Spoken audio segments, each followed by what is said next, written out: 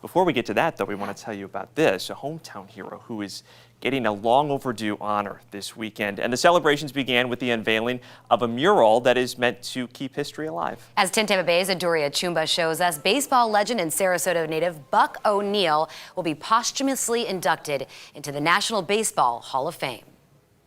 This is a two-year dream come true. An oil-on-concrete snapshot of a catch from back in time. The Rosemary Art and Design District unveiled this new mural of Sarasota native and baseball legend John Buck O'Neil.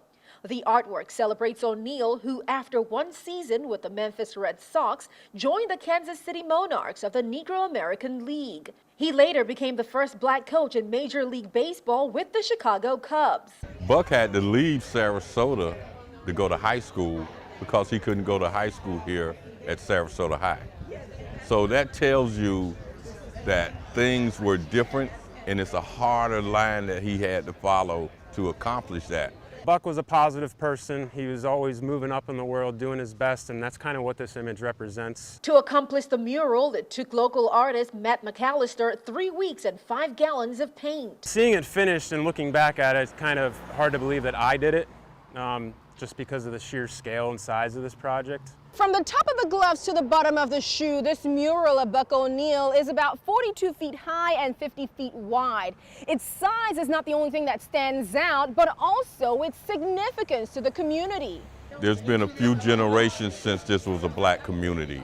A lot of black kids and adults have no idea this used to be the black community. This is where we started here in Sarasota. This is the first of several murals planned to honor local trailblazers in Sarasota's black community, and it comes just in time for O'Neil's Hall of Fame induction. He had to play in the Negro League. He had to overcome all that and become the first black coach in baseball. So yeah, getting our flowers is hard. But long as I'm around, the people I know that made things happen here, they're gonna get them. In Sarasota, Adoria Chumba, 10 Tampa Bay.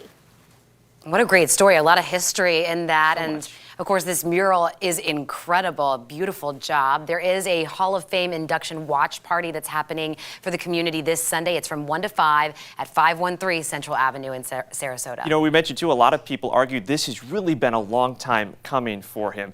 Way back in 2006, O'Neil was considered for the Hall of Fame then, but ultimately, among the 17 new members that were named that year, Buck wasn't one of them.